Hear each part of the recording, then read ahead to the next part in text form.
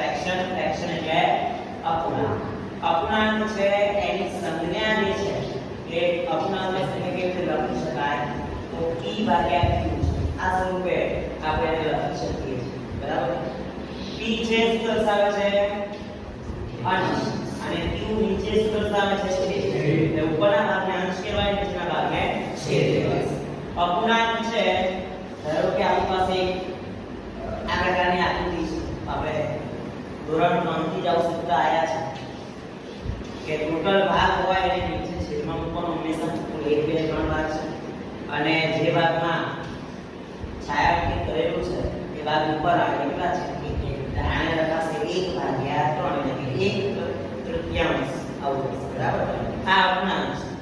હવે અપૂર્ણાંકના સરવાળા બાદબાકી ગુણાકાર ભાગાકારના દાખલા આવશે તો સાદા શીખીશું આપણે બરાબર ચલો 1 ભાગ્યા 4 છે પ્લસ 1 ભાગ્યા 3 છે બરાબર આ ખાસ કોમર્સ વાળા અને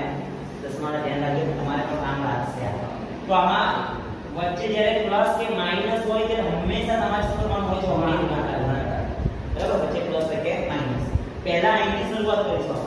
અહીંથી અહીંનો 3 એકા 3 પ્લસ 4 એકા 4 નીચે બંનેનો પાછો શું થાય 4 3 ને 4 7 અને નીચે 12 આ એનો ઉકેલ છે બરાબર ક્યારે જ્યારે વચ્ચે પ્લસ કે માઈનસ હોય ત્યારે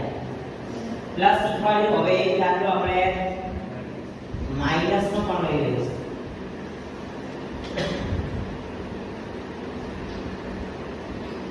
ચાલો ચોકડી ગુણાકાર ક્યારે જ્યારે વચ્ચે પ્લસ કે માઈનસ હોય તો જ ચોકડી ગુણાકાર થશે ચલો 4 પંચા 20 વચ્ચે જે નિશાની છે એ અહીંયાથી અહીંનો 3 2 6 નીચે બંનેનો ગુણાકાર 3 પંચા 15 ચલો નીચે 15 20 માંથી 6 જાય કેટલા રહેશે 14 આ એનો પછી છે